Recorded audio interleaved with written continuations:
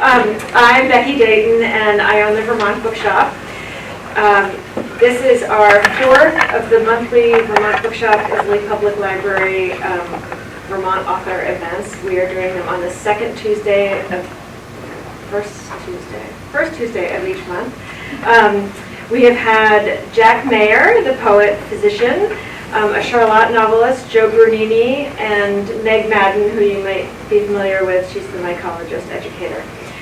In May, we'll be hosting Middlebury native Leslie Smith, who's written an amazing memoir about facing life with a debilitating illness. And you can check out our website, Vermont Bookshop website, early next week for more information of that. And then the next one that I have on the calendar is October. We have Cindy Lee, the former Vermont State Poet Laureate, and Marjorie Ryerson booked for poetry in October. And we will fill in the other months as they come. Before I introduce tonight's guests, I'd like to thank my helpers here with the library and Middlebury Community Television for their hard work in making these events happen. Haley Coble James with MCTV, and Renee Ursity, who's not here tonight. She's the Adult Services Librarian here at IPL. So our special guest this evening is Matthew Hongoltz-Hettling. Matt is a journalist, did I pronounce that correctly? Very impressive. Specializing in narrative features and investigative reporting. He has been named a Recording in progress. Sorry. Oh, nice. He was a finalist for the Pulitzer Prize, won a George Polk Award, and has been voted Journalist of the Year by the Maine Press Association, among numerous other honors. He is the author of one previous book, A Libertarian Walks into a Bear. That's a title that could easily go wrong. And his writing has appeared in Foreign Policy, USA Today, Popular Science, Atavist Magazine, Pulitzer Center on Crisis Reporting, the Associated Press, and elsewhere. Matt lives in Vershire, Vermont, so he made the big trip across the mountains to see us. Today is the publication date of Matt's new book, If It Sounds Like a Quack, A Journey to the Fringes of American Medicine. That makes this officially a launch event. Happy book birthday, we say in the business. Here to complement Matt's presentation of his new book and to help put his exposure of some serious, if amusing, quackery into context is our own Jessica Rouse, who is a founding member of Village Health Partners in Middlebury. She's a graduate at the University of Vermont Medical School and is board certified in family medicine. Jessica will be joining Matt after he talks about the book for a little bit. And then we'll have a Q&A period, and we'll see where that goes. So thanks again for being here, and let's get started. Matt Hongoltz-Hettling. Thank you very much.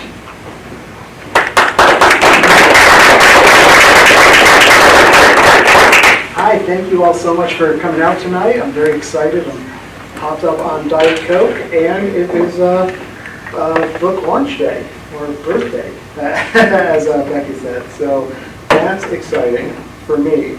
How long has the bookshop been in existence? Since 1949. 1949, wow. So you look, they made it through the mall era, when everyone said Walden Books was going to break all the independent bookstores' backs, and then Walmart came and put the malls out of business, and then Amazon came and threatened Walmart, and the Vermont Bookshop just said, bring it. Don't forget the fringe and the pandemic. And the pandemic, that's right. And that is, of course, due to the fervent support of folks like yourselves who are willing to come out in an evening, and I appreciate that so much. And I was a little surprised when I realized that it was actually going to be held in a library, because in the wild, bookshops and libraries are natural enemies. But because a library can always undercut the bookshop, right? It's free. And I myself, I'm a patronizer of libraries for sure, and I really appreciate their support of this event as well. But I also like to buy books because I think I'm not a hunter by nature or in any sense of the word, but I think in the same way that like my brothers who hunt like to post heads of the animals that they kill. It's kind of like a trophy. That's what my bookcase is. And I'm not a big game hunter. I don't go for Proust. I'm more of a Hardy Boys kind of a guy.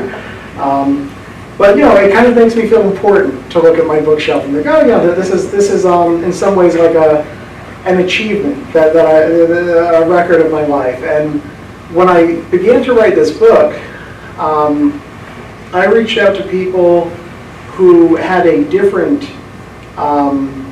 sense of achievement. I basically reached out to a bunch of folks who each, in their own way, believed that they had come across this magnificent discovery that they were sure was going to revolutionize healthcare and completely upend the whole medical paradigm that we all live on.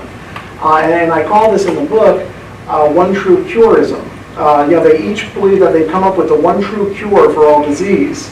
And that puts them at real odds with the medical establishment because, in the 1800s, the medical establishment believed that there was one cause of disease. And we think back even to the Greeks with the imbalance of humors being the reason that somebody isn't feeling well, for no matter how those symptoms present. And even in the early days of the United States, the medical establishment, by which I mean those folks who were trained by universities' medical programs, they often believed that the problem was that people weren't cold enough, that people were too hot, so they believed they had to relieve their heat out of their body through bloodletting and all sorts of other things, and that would be the one true cure. But over time, the medical institutions and medical science have advanced quite a bit, and so our current modern day understanding of medicine is that diseases have discrete cures, or discrete causes, and also discrete cures. So, you might have a liver ailment, or you might have chronic headaches, or you might have cancer, and medical science tells us that each of these things have very specific causes and ought to be treated with very specific protocols. But the folks that I spoke to for this book, they had kind of come to a different understanding that no, there's one cause for disease and one cure, and they believed that that cure was something that they themselves were selling. And just to kind of give you an idea of who some of these folks were or what their treatments were, there was a Midwestern dentist who had retired and then came to believe that universal healing light could cure all disease, and that he could harness this universal healing light in a handheld laser that operated more or less like the remote controls for the television. You punch in a code, liver disease, 432, and then you point it at your liver, and that laser would cure what ails you. And had a bunch of different codes for all sorts of different things. And he sold those lasers for $12,000 and made many millions of dollars for many people who were sick and desperate. Another fellow that I spoke with, he started off life as like a Utah Mormon missionary. He went and trained in England, and then he went on to become a tennis professional, and then from his kind of like knowledge of diet and all that, went on to be kind of like a health food guru, and then he came to believe that the one true cause of all disease was an imbalance of the acid levels in the body. And so if you want to cure something, you de-acidify the body. And in some cases, he would advocate the injection of baking soda solution into the veins. And he didn't believe in germs. He believed that basically germ theory was a farce, and that instead the cause of disease was like your body would get too acidified, and then pathogens would just kind of like manifest, that our natural blood system, our natural cells would turn into pathogens that would attack us and trigger our immune response. They had very diverse ideas about how to cure disease. There was a guy who thought you should drink a diluted solution of bleach. There was a woman who thought that you could cure everything with leeches, that the secretions of their saliva would cure everything, and on and on. And I also covered some faith healers who thought that simply praying fervently to God should be used, not as a complement to conventional medicine, but instead of. That to go see a doctor when God could cure you was a sort of blasphemy to them. And so they had very, very different backgrounds, very different personalities, very different stories. They came from all over. The woman who advocated leeches, she was a Polish immigrant whose family had suffered under the authoritarian communist government there, and she refused to sign the pledge, so she had to get out of Poland. She taught language arts in Poland, but when she came here, she caught on to leeches and decided that she would build a business out of that. So they couldn't have come from more different places. But what I thought was really striking in the book is that all of their lives kind of had these same parallel journeys, that the dynamics of American culture and America's political forces kind of channeled them into the same sorts of paths. And in the book I talk about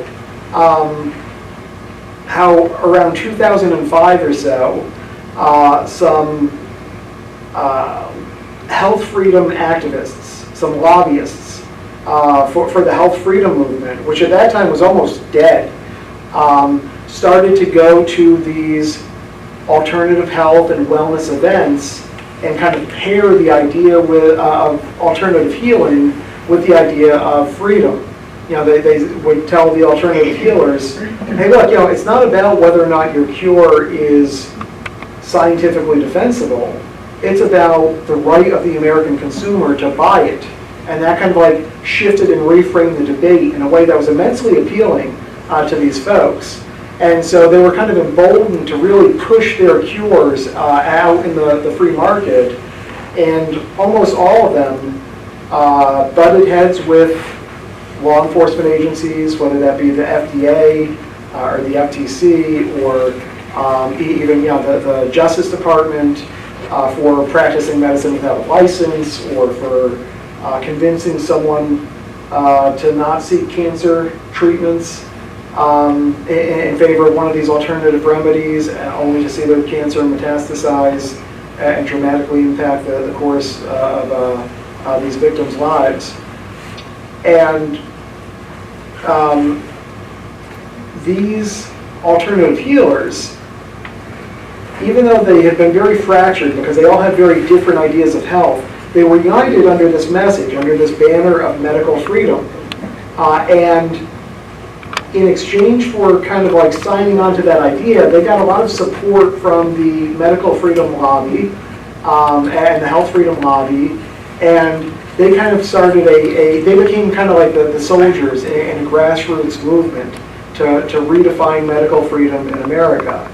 And the course of the last, 15, 20 years or so has been the rise of that movement and the immense success that these folks have had in moving themselves from a very fringe idea. In the year 2000, I think it was, the United States had no cases of measles, right? But because our measles eradication campaign had been so successful.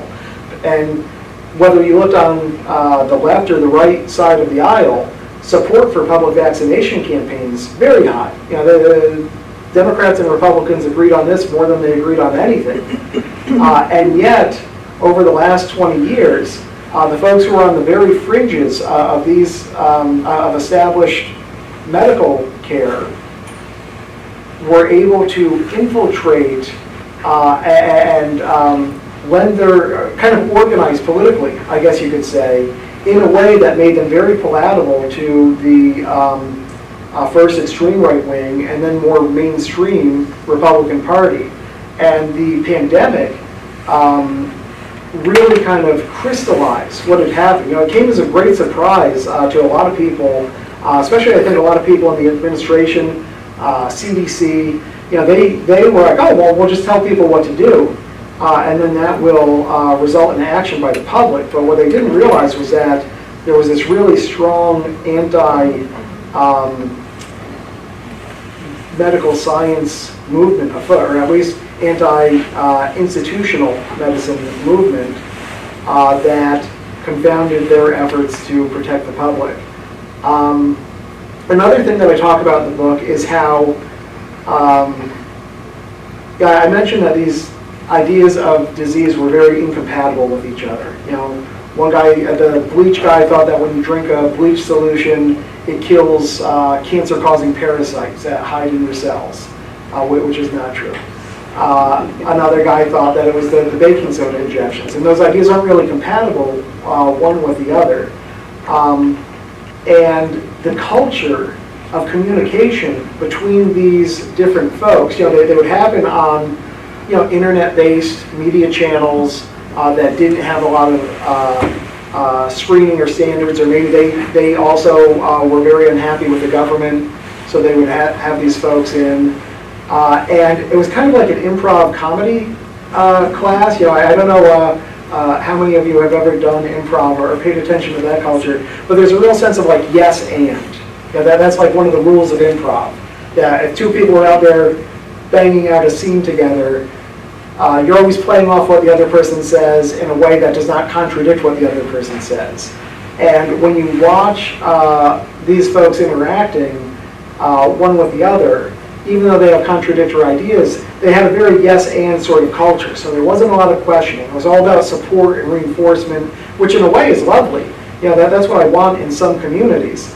But when what's being yes-anded are unproven scientific principles that impact someone's health decisions and even public policy of health decisions, then it's a little less warm and fuzzy. So what happened was that culture allowed people to make really bold assertions about their cures and about science in general.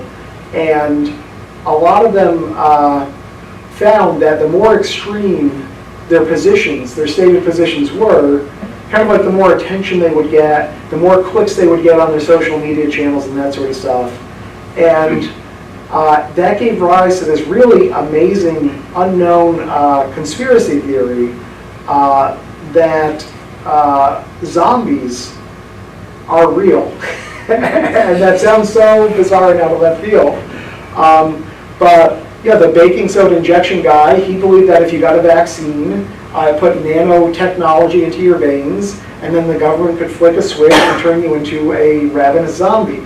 Another guy that I spoke with believed, and I didn't come into this asking about zombies, mind you. I was just calling these people, and then asking them about their health stuff, and then they would just start talking about zombies. And only after that happened 3 times did I start to think like, geez, this is a pattern. And then I started looking for connections between zombies in these communities. And it was really shocking. Their theories of zombies, like their theories of health, were also very incompatible. So the one guy thought it was the vaccine injections. Another guy thought it was a biological bioweapon, that you tweak a virus and you spread it. And what he told me was that you can trigger the latent zombie virus in people by stressing them. And so he suggested that you could stress certain members of the population by flashing images of Donald Trump. And that this would trigger the zombieism only among liberals, who of course, as we don't have Trump derangement syndrome. And so that theory, like the vaccination theory, very different, but had in common that zombies were something that tended to happen among liberals, or among leftists. There was another theory of zombieism that they were basically demonic forces that would seize on morally compromised individuals. And this is, again, read between the lines, liberals, because it's from a kind of a religious standpoint. And so there's a lot of buzz about zombies in these communities. And what happened was that those messages penetrated deeper into the Republican base and into kind of like the right-wing base, and was picked up by militia movements. And so I found that there are various, at least half a dozen and maybe as many as a dozen zombie-themed militia movements in the United States today, where they go out and they do survivalist training with their guns. And they used to go out in survivalist training for like nuclear war aftermath or invasion, hurricanes. Now they go out and they prepare for the zombie apocalypse. And that is a very different framing for your militia. One of them, if you're preparing for a hurricane, somebody out in the public who's survived, you should, give them a hot toddy and wrap them in a towel and try to make them feel better. And then the other framing, you of course should shoot them because they're a mortal threat. And so this has been bouncing around for the last 5, 6, 7, 8 years in these extreme fringe things, fringe corners of the right. And some politicians and leaders within the broader conservative movement have kind of picked up on this, and they actually use this as kind of like a dog whistle, where former President Trump's campaign ran an advertisement about Biden in which Biden was portrayed as a zombie. One of Pelosi's opponents did the same thing. They show these kind of like distorted camera shots and compare, they're lumbering, they're shambling, they're can't speak coherently, those sorts of things, and portray them as zombies. And there was even a bill in Florida that was like a gun rights bill, where basically the idea was like, in case of an emergency, guns, we have more leeway to use guns because they might be needed because social order's breaking down. And they called that legislation a zombie apocalypse bill. What was its formal name? And so it's really stunning to me how I went out to ask, folks who were at odds with the medical establishment, like what reforms would you recommend to the FDA? But it landed me so quickly in this bizarre place where there wasn't a lot of nuance. So, all of them basically said, what would I recommend? Abolish the FDA, that sort of thing, which isn't really a practical or nuanced opinion. And then that led me to zombies. So that's kind of my book in a nutshell. It's a little hard to describe. Thank you for bearing with me. I'm trying to this is actually my first time speaking with a live audience about the book, which of course means that I'll do it much better next time. But that is the encapsulation of it, and I don't know, perhaps now would be a good time for Dr. Ross to join me.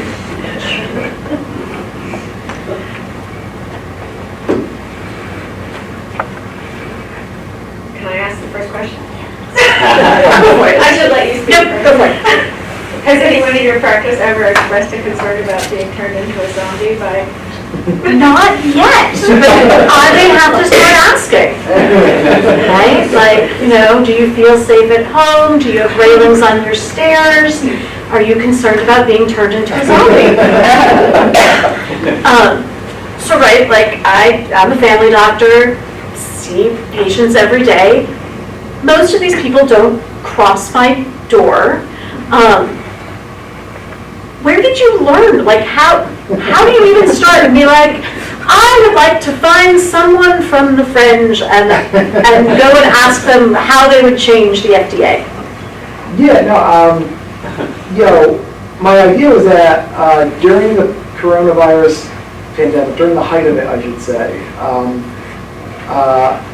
there were a lot of really vibrant discussions about how far the government should go, how far should society go in abridging the rights and the actions of the individual in order to preserve the health and safety of the broader public. And so I thought that a good place to start would be those folks who had been at odds with the government. And so I I started off by looking at people who had been enforced against by the FDA or by the FTC and those things. And then I just approached them. And I said, hey, I've got some questions about where that line ought to be drawn. And most of them agreed to speak with me. And some of them were very pleasant. As long as, I guess, they didn't consider me to be a zombie. But they had animated conversations with me, and that's what set me off. So one of the things in the book is that, right, you've got all of these one true cure people. And actually, even from an allopathic perspective, like, you talked to a man who got in trouble for selling unlicensed supplements, but like the combinations of herbs that he was making, they weren't crazy necessarily. The woman with leeches, I myself have prescribed leeches in a hospital setting. Apparently, they would have come from this woman. So how many of them cited like the scientific community and like the randomized controlled trials of things that there actually are randomized controlled trials of like prayer and alkalizing water and leeches? With the exception of the faith healers, all of them did speak in the language of science. That they all could point to studies, that they all could point to a background. And in fact, it's funny you mentioned the leeches, because that is, as you find when you read the book, one of the only ones that I really kind of found some merit to. I was very surprised when I dug into the history of leech use, and I realized that most hospitals have a tank of leeches down in the basement where they don't bring the patients. And the main, what medicine recognizes for a hospital, I assume this is what you prescribe for, is that the combination of the leech's like delicate grip and the anticoagulants that are in its saliva allows it to promote blood flow. So if you've severed a finger and it needs to be reattached, the leech can actually do something there that is more efficient and effective than any machine. Now there are problems, like say the leech lets go while you're asleep and then crawls into a body cavity. That's happened. Leeches, they are living organisms. They're actually the first organism that was ever approved by the FDA as a medical device. I think it was around 2003, 2004. Diseases can breed in the guts of leeches, so there's a potential contamination source. They're a bit of a squishy peg that you're trying to put into the regimented, safe hole of medical science. But yeah, there's something there. But the difference, of course, is we recognize that is the value of leeches in medicine. There are people out there who are prescribing leeches for, erectile dysfunction. Spoiler alert, does not help. For cancer, for heart trauma, and also for pretty much anything that you treat, they will say leeches. And that's where the line is drawn.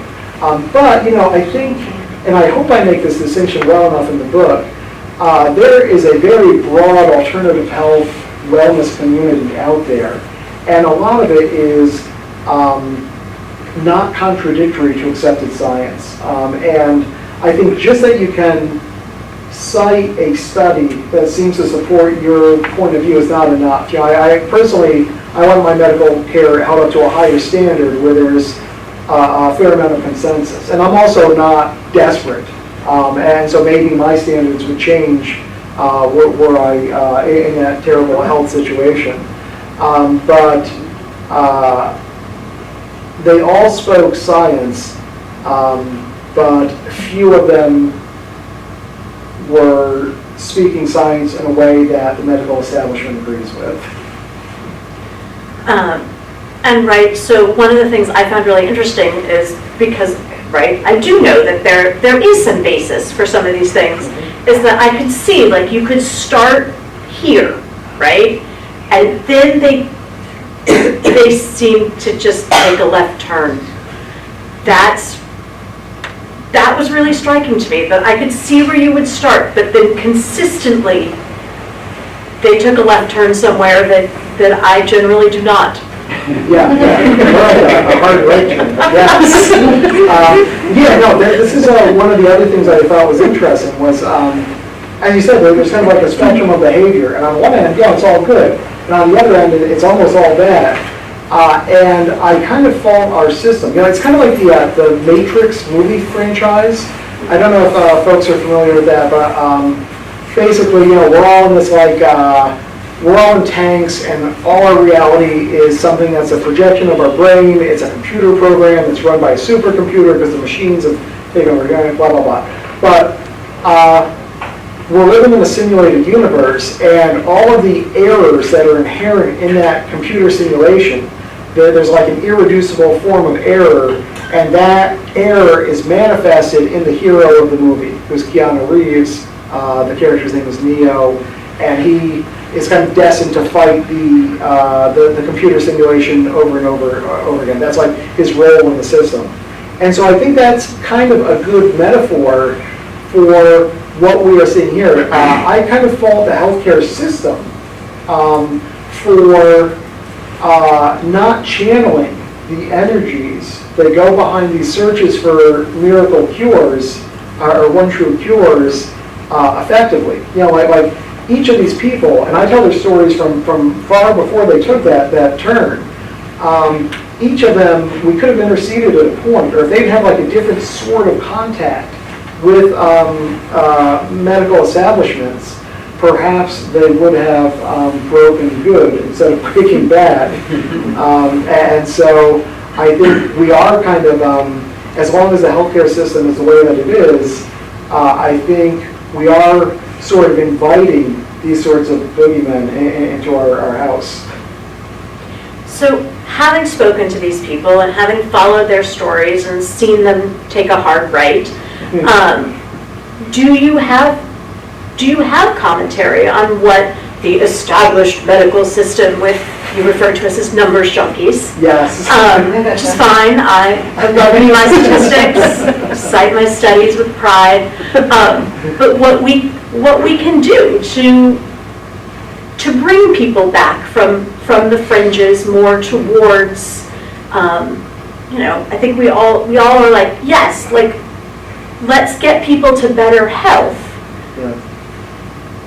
My numbers aren't nearly as interesting or intriguing as, pulse lasers, which, like, that would be awesome. Yeah, and it is hard when they're out there saying that they have 100% efficacy rate. Yeah, all of them can cure everything, and it works every time, and they have no living patients for you to go talk to about them. It's a really tough problem, and I've been talking about this a lot with a lot of different, very smart people, and I think there is no magic bullet solution. There's no one true cure for one true cure-ism. I think some of the flaws in the establishment that seem to breed these sorts of landscapes that are friendly to one true curism or fringe medicine include the fact that healthcare is not as accessible as it ought to be. I think I say that there are some U.S. states that have fewer doctors per capita than Kazakhstan. We have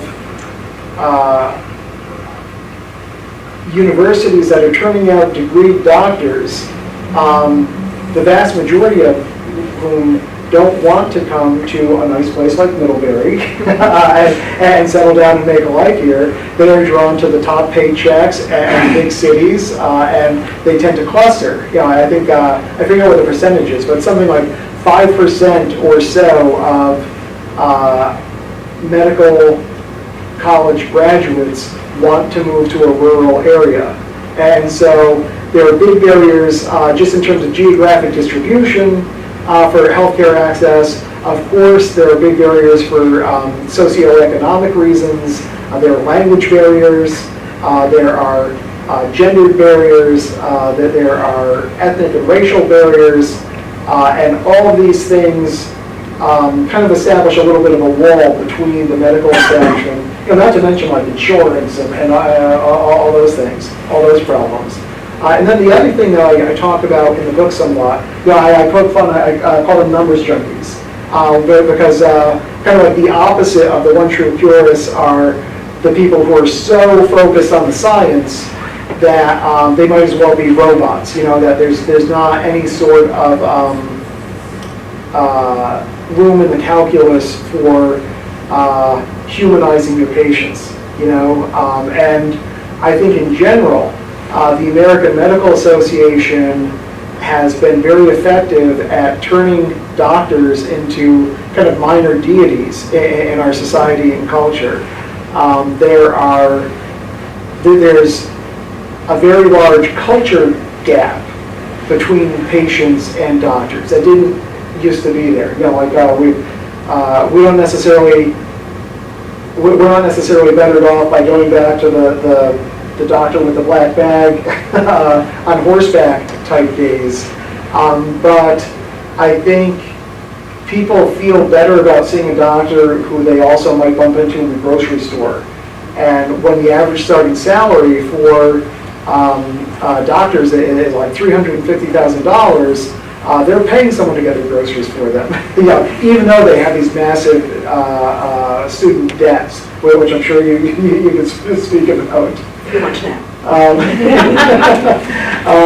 And so the system is broken in kind of a way in that the AMA worked very hard to reduce the supply of doctors to the nation, to drive wages up, and they've done such a good job at that doctors now earn some of the highest like non-administrative salaries. They're at the top of the professional classes, and I think that has created space between them and the patients that's not healthy. Present company excluded. Doesn't have to be. But even beyond that, I think even if people have availability of doctors, they'll look for alternatives. And we have made it pretty easy for people to find alternatives simply by saying that, well, go ahead, just don't say it's FDA approved. Yeah. So, you can pick anything you want, and we can advertise it as long as we say at the bottom of that ad, this has not been reviewed by the FDA and it's not approved. And it's a little weird because that leaves it up to the people where, in fact, we have the FDA to help make educated decisions for the people. And then they just say, well, there's all this other stuff. And depending on the hype and who you talk to, all this other stuff works just as well. Sometimes better. It has no side effects. There are hundreds of things out there that are 100% effective with no side effects. And everybody knows a drug has side effects. So there's that whole thing. And then there's the idea that there's all these drugs out there that are old medicines that simply can't go through FDA review because the cost to do that would never be recouped because they're old medicines and there's no patents available. So the U.S. has made available a very large amount of junk that people can take, and they can, like you say, they can attest to a study and say, oh, here's a study. 4 people felt better and 2 didn't. Yeah, that's pretty good. What do you do? I mean, diet pills where you get paid by how much weight you lose, and they work. It's just crazy how I guess the whole system has allowed this to go through. And people do their own research, but they just look for things that reinforce what they want to see. We know that. Yeah, it's funny, like, when there is more latitude in the system for people to go out and buy and sell these things, if people are acting in good faith, then I think it works pretty well. If I were to walk into a homeopathic practitioner's office and they were to say, go see your doctor, get that opinion, be sure that you're driven by that opinion, but also, here's some things that we might reasonably say kind of fall outside of those sorts of curative spheres, and more into maybe just symptom treatment and wellness and stress relief and those sorts of things, and I have some stuff that might be able to help you there, then the system works great. But unfortunately, it's just so prone to bad actors, and you have people who are trying to build multi-million-dollar business empires, and the only way that they can do that is by advertising in a predacious way, and making claims that aren't true. And then on the other side, the medical establishment is influenced by the very large pharmaceutical companies and corporations and health insurance companies. So the medical establishment itself is compromised to an extent, and that gives them enough daylight to make the claim that all medical science is bunk. There's like a big difference between saying your doctor may not have like the very latest information, or may not be able to prescribe the very best drug because it's been caught up in these sorts of like cost benefit ratios and approval processes and all that, and just saying that like, no, all medical science is fake and is designed to keep you Yeah, down. the subtlety is easily escaped. You just want the answer. Right. Yes. Did you find any of these fringe folks having protocols that did have success and people did benefit from it?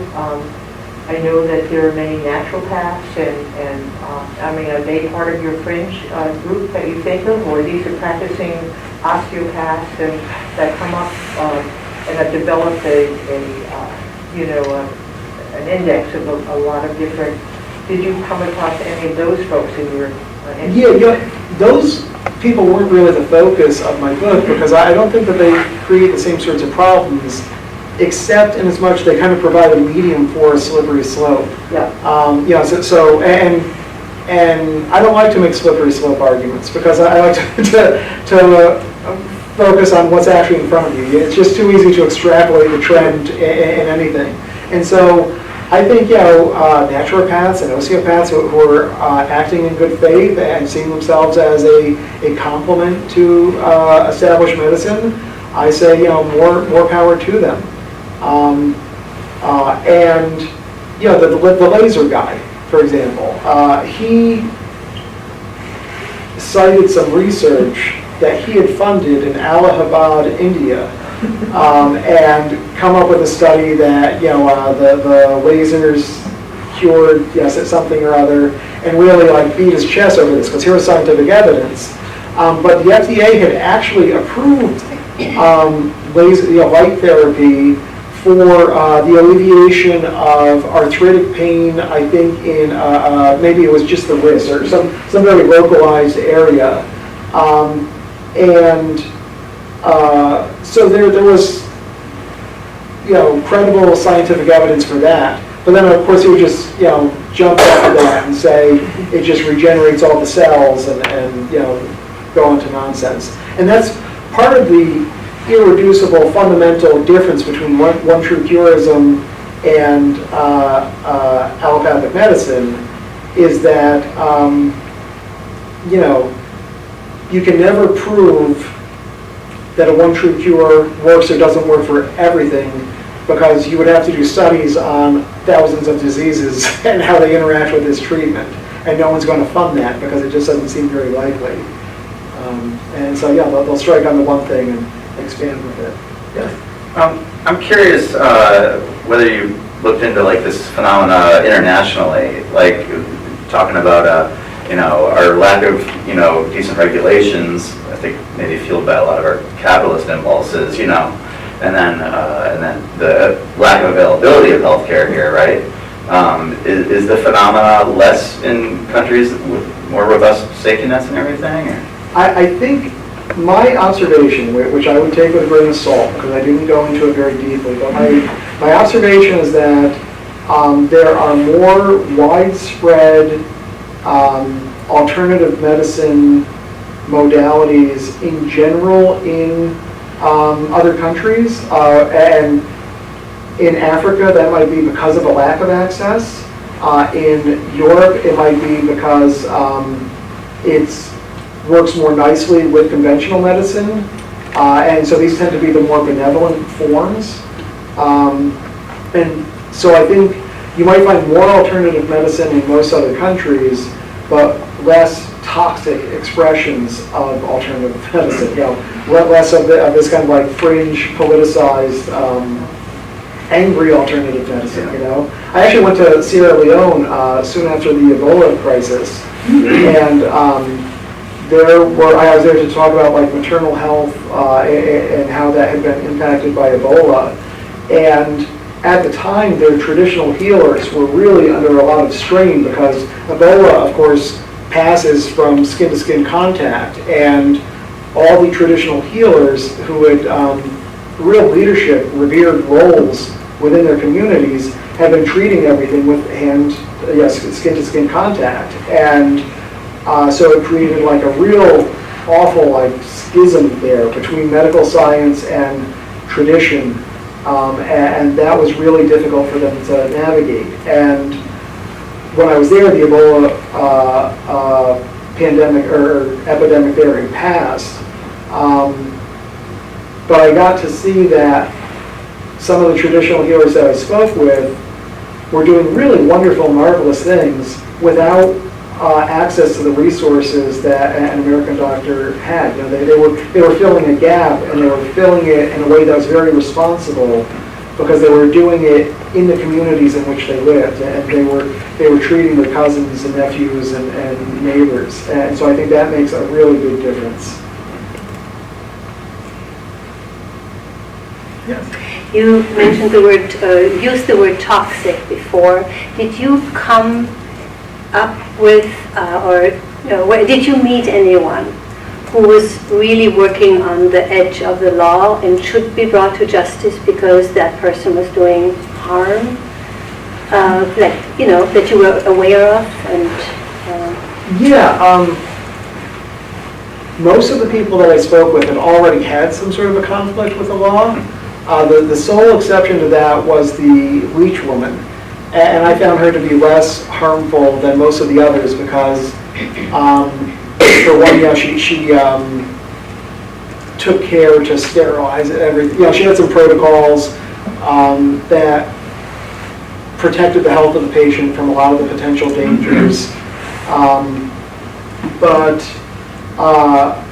And most of the others were already on the authorities' radar because they'd been enforced against previously. One exception to that was I went down to Florida to view like a training session for faith healers. There's a preacher down there he was Danish, and his name was Torben Søndergaard, and he had to leave his home country because the press there blew the whistle on him for telling people to believe in faith, not medicine. And he came to America and he said like, I was so persecuted there, I never said that, they entrapped me, blah, blah, blah. So I went to one of his sessions to see if they actually did say to heal without medicine. And it could not have been more clear that that's exactly what he was advocating. He had a person get up who said that they were a former drug addict, who with like 6 different medications, and the day that he found Jesus, he called his doctor and told him that he was throwing all his medicines away, and why would he trust a doctor to heal him when God was going to heal him if he believes in God, and that sort of thing. And then it concluded with a big laying on of hands session. And so I think that guy was kind of a shyster. And I talk about him in the book a little bit. But in the months since the book was written, he has been arrested. Not for that, but he's currently in like a migrant detention center. He was doing something right around the Mexican border, and I'm unclear on what exactly the charges are, but that happened. But it can also be really, really tough for society to put these folks out of business because the penalties are often slight. The things that they can be charged with are are very slight. Robert Young is the name of the guy who was doing the baking soda injections. And he, in 1996, was arrested for practicing medicine without a license, pled guilty to a misdemeanor, got like a $30 fine or something. Then 20 years later, he got caught again, spent, I think, 4 months in jail, came out, went right back to it. He had this big, beautiful ranch that he called the Miracle Ranch. It was a grapefruit and avocado ranch in California. And people would come there, they would spend as much as $5,000 a day to receive his treatments. And that was, I think it was just such a part of his identity that he just couldn't conceive of not continuing to do it. And so when he got out of jail, he went back to it. Then a woman, one of his victims, who had gone from a very treatable minor form of, no breast cancer is minor, but very treatable form of breast cancer to stage 4, 6 months to live type diagnosis, while believing in his treatments, she sued him and won a $100 million settlement, and that didn't put him out of business. And so at the time that I completed the book, he was out there still practicing, and since I've written that book, he's also been arrested again, and so we'll see what the outcome of that case is. But it's really, really hard. You know, the guy who advocated the drinking of diluted bleach, he spoke to me from a Colombian prison cell where he was awaiting extradition to the United States, and he was like, you know, don't tell anyone I've got a cell phone, because I'm not supposed to have it here. He was telling me that, like, even though he was literally in jail for promoting this thing, that he had treated like 300 Colombian inmates with his miracle solution. And so, yeah, how do you stop these folks? I think you can only really address it by catching them earlier in life and putting them on a different path, because there's a point at which this is who they are, and you can't do anything with them. Are they true believers or con men? That is a really good question. I think for the most part, they're true believers, but they acknowledge that they don't have the evidence that they need to do what they truly believe in, and so they're willing to fake it until they make it. So, you know, I got to just get to the next stage, and then people will catch on, and you know, they're kind of self-deluded in that way. Yeah. Right. Isn't there also, your book focuses on individuals and pretty extreme cases, but there are also institutions like the Boiron Company that out of Pennsylvania that makes millions and millions by deluding people with homeopathic remedies. I mean, you talked about the example of visiting a nice homeopath, but there's no scientific plausibility to the idea of homeopathic remedies. You can spend $38 to buy 30 sugar pills over in Walgreens here that just have no active ingredients in them at all. And, in fact, there's a lawsuit right now in the United States against Walmart and CVS for marketing homeopathic ingredients, and it's in court now. So this is a large institution, kind of the other side of the pharmaceutical company, making bogus products and not necessarily harming people, because unless there are impurities, there's just nothing but sugar in these pills. But they're taking people's money, and in many cases they may be rooting people away from scientific medicine. Yeah, the first time I heard about homeopathy, I was living in Maine. My wife and I were newlyweds, and we were renting a house there. We moved there from the Chicago area, and so we were just so delighted. And we went on vacation back to visit her folks in the Chicago area, and we left my dog with a boarding facility, which was in the same building as the veterinarians.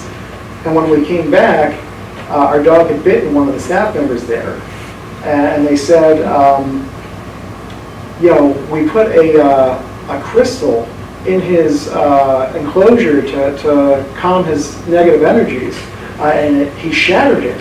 that's how bad your dog's negative energies were. And they prescribed to me a homeopathic remedy.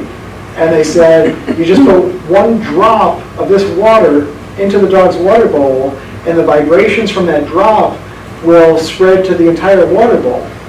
And then the whole thing will be just as effective as a drop of liquid. And I said, does that mean that I could just take a drop and put it in the lake, and then the whole lake? And they wanted $30 for it, and $30 was a lot of money to me at the time, and I said, no, thank you. And yet, they also asked if my wife and I were having problems, because our negative energy was channeling through the dog, which rubbed me the wrong way. Yeah, so it's a problem for sure, but I think it's a different category of problem than the one that I really focus on in the book. One is kind of swindling people and perhaps undermining their ability to make the correct decision, and the other is kind of like actively hurting people and telling them to stay away from doctors. And I understand that that's kind of like the between the lines messaging of the homeopathic industry, but I think it's probably like a little lower down on the list than I would prioritize the villains in the story. But as you say, they are making, it's a big industry. And if there are people out there who are doing it in bad faith, I think that's much, much worse. Now, the idea of homeopathic medicine, you referred to how dilute it is, or how ineffective, it lacks concentration. And the idea is, I think there's a guy named Hahnemann who founded this school of thought in the 1800s, and he thought like, if something gives you the symptom of your disease, then, so if you have a fever and you take cayenne and that gives you a fever, then cayenne will cure fevers. But you dilute it, and you dilute it, and dilute it, and dilute it, and then in order to make it more powerful, you smack the bottle. And those are supposed to like activate it. And so some people in the homeopathic medication bottling facilities, they smack it by hand. Others have a machine that just bangs them right out, which is also ridiculous, right? And so it's very, very silly. But I don't, I don't know. I think it's probably, it's bad, but it's not like telling people that the ideological opponents are zombies. How about anti-vaxxers? Yeah, I mean, that's a great example, right? That there's the anti-vaccine movement really benefited from this collaboration between the health freedom activists and the One True Curists, because they, if you're promoting something that you say will cure all disease, and you're telling people not to believe in the medical establishment, then the vaccines are a prime example of something that you can target with your rhetoric. And so I think they're quite bad, and they are a direct threat to the health and safety of others who have no play in that decision. And if you look in the book, you'll see I address them at some depth. I'm curious, you mentioned how the phenomena tends to be on the political right, but like the anti-vax movement pre-pandemic was really focused on the left quite a bit. Yeah, Did you get into that? Yeah. Around here. Yeah, I think some of the last pockets of leftist anti-vax thought are in these areas. Like I think Vermont's a really good thing, because it was like an outgrowth of like the hippie movement, right? Gwyneth Paltrow. Yeah, Gwyneth Paltrow, right. And I think it wasn't just the last few years that it tilted right. I think it actually happened behind the scenes starting around 2000. the anti-vax movement was like dead in the year 2000, right? They were talking about autism, Jenny McCarthy talking about autism and everybody laughing at her. She's a bunch of late night talk show hosts. The health freedom activists, when they came in, they hold like a health freedom expo. And so it would be one of these expos where I described one in my book. You walk down the booths and there's all these vendors with all these different things, and then the speakers would get up and they would talk about medical freedom. And so they really actively courted the folks inside this community. And so if you are a leftist whose identity is tied up in the product that you're producing, you're going to buy into the idea of health freedom, even though it really has a very rightist, broader agenda of cutting social services and eliminating federal health agencies and things like that. And so surely there's still a lot of leftists within the alternative health community, but the needle has moved very dramatically in the last 10 years or so.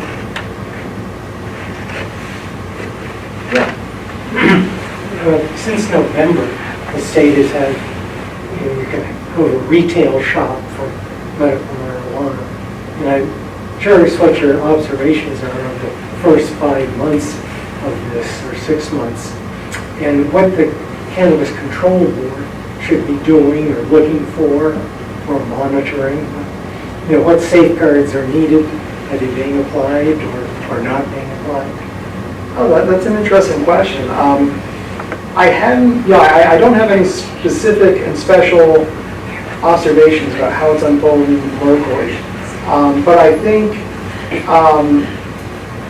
it seems to me that the flow of medical marijuana is happening under some of the most tightly controlled and scrutinized chains that I can imagine. You know, if you go out and you buy an iron supplement,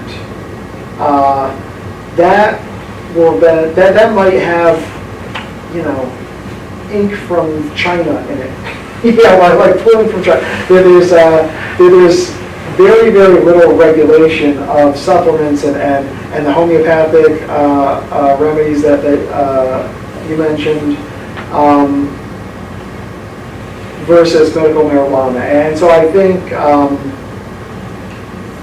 you know, generally speaking, that is probably unfolding in a way that is acceptable. You know, I think there's enough control over that particular industry that I don't see it as alarming. Well, this is something maybe Jessica would want to respond to. I had conversation with a pharmacist at Porter Hospital because I was considering medical marijuana for chronic joint pain. And the pharmacist says, I really can't give you any advice because it's been off limits.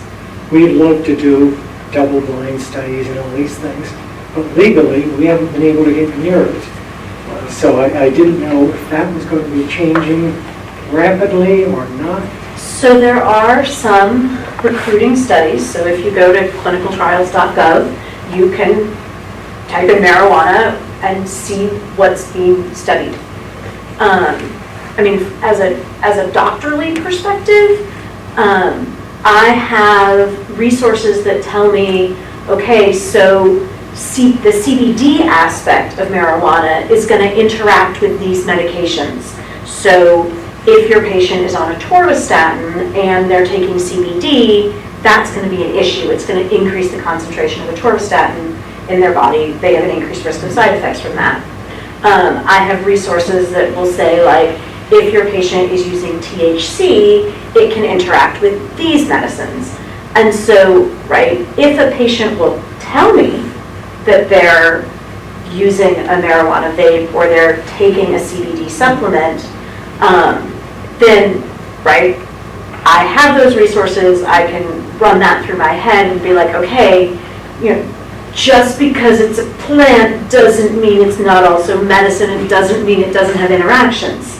But, you know, I totally have had a patient come in just dizzy and lightheaded and feeling awful because they'd started taking they'd started marijuana and didn't think anything of it.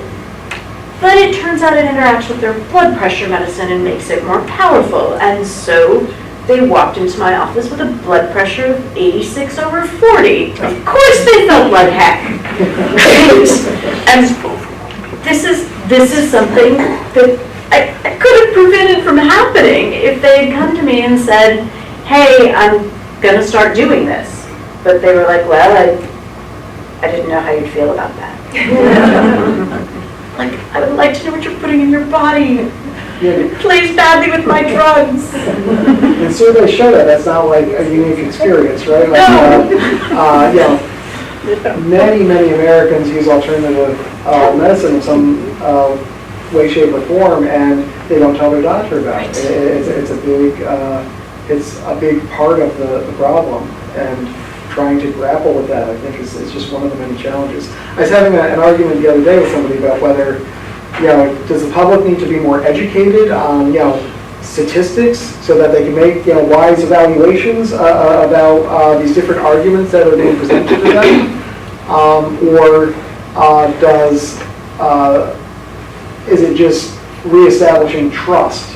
If you trust the government agencies and their recommendations on a fundamental level, then everything else isn't that important? Or is it that you just need to be better equipped to ferret out the right information for yourself? But, right, so statistics, like, as a numbers junkie, like, I can tell you, okay, so if this is your age, and this is your sex, and this is your cholesterol number, and this is your blood pressure number, this is your 10-year risk of having a heart attack or stroke, right? 8%, which means, 8 out of 100 people your age and your sex are going to have a heart attack in the next 10 years. What my numbers won't tell me is, are you going to be in that 8, or are you going to be in the 92, right? And then it's a question of like, well, how lucky are you feeling for the next 10 years? Particularly if you know that I'm going to have to treat all 100 of those people to prevent 5 of those 8 heart attacks or stroke, right? And if 20% of those 100 develop a side effect from my medicine, like I've prevented 5 heart attacks or stroke, and I've made 20 people hurt and have joint pains or muscle aches, right? And so, I mean, that's the statistics. Like, I can explain the statistics to you in like everyday common thing, but I can't tell you if you're going to be the one. I can say on a population level, this is going to be the right answer. Are you going to be the one that was going to have the heart attack anyway? Yeah, I don't know. And right, but one true purist doesn't have to worry about that, right? Because they're going to cure you. You're not going to have that heart attack because you were the one that was going to happen to. And so, I mean, statistics are lovely, but they don't tell me what's going to happen on an individual basis. And as a person, right, that's what you care about most. Not like, if I'm hanging out in a room with 50 people and 4 of us are going to have a heart attack or stroke in the next decade, am I going to be that one? You're like, that, you care about, like, am I going to be that one? Not like,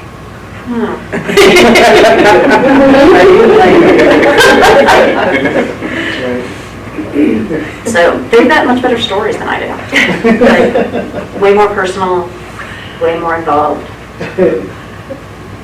I appreciate what you just said as a patient, but I have another question.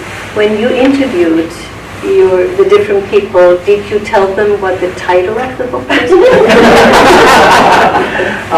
The title was not decided upon until after most of my research had been, which I was thankful for.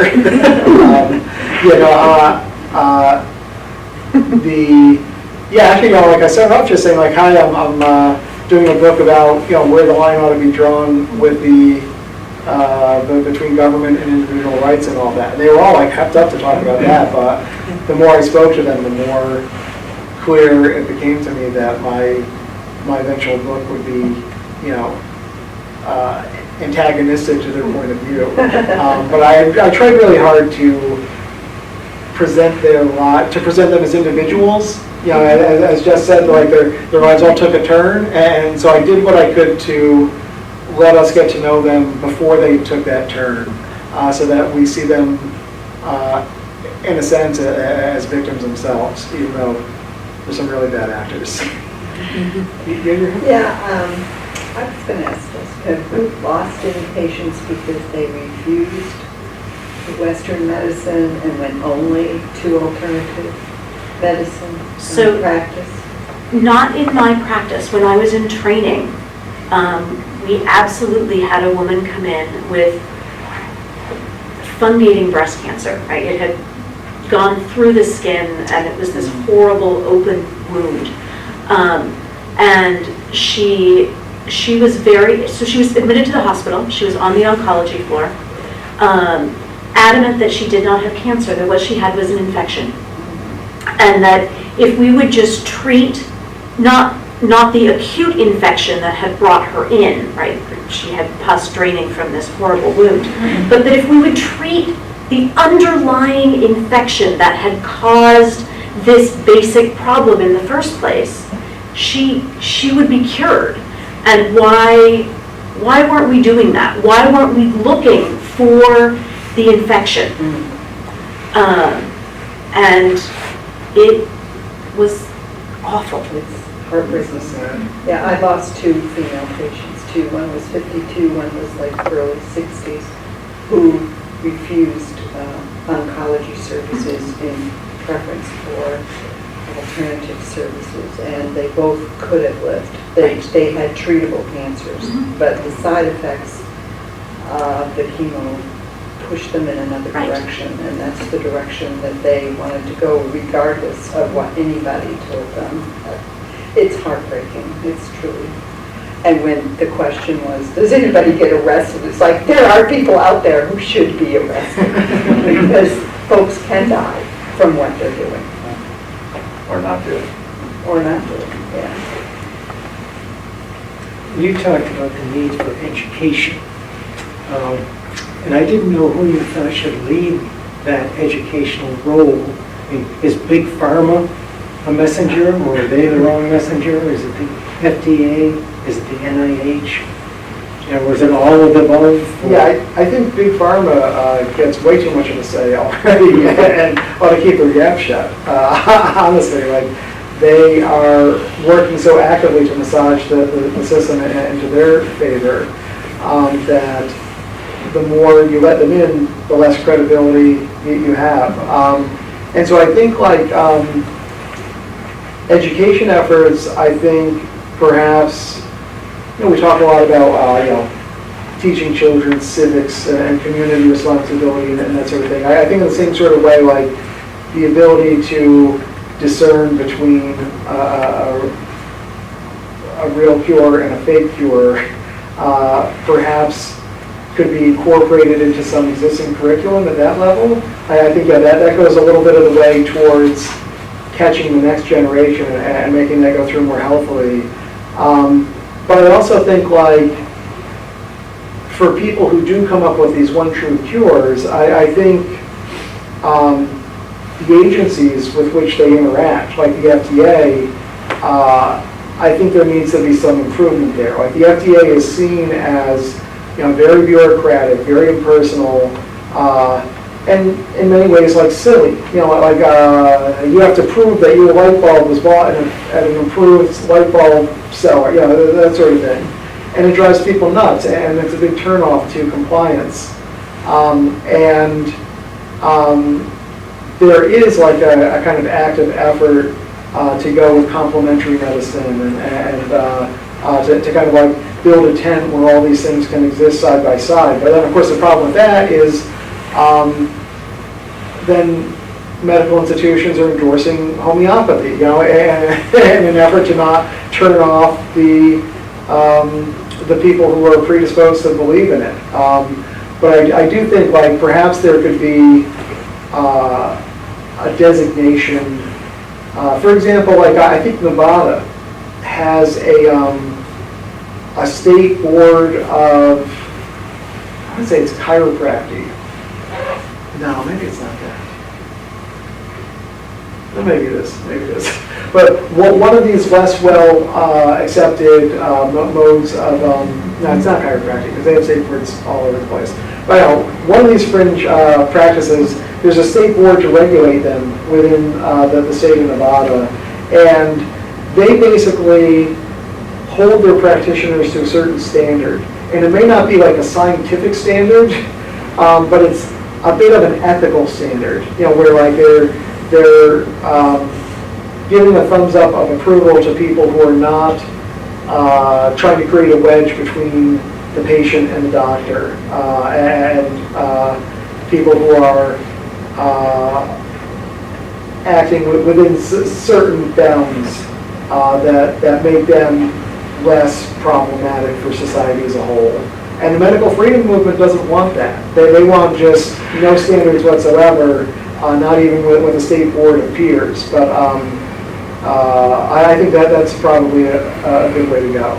Thanks. One more question. Okay, last question. Okay, if those bounds aren't based on science, you say they're treating people ethically.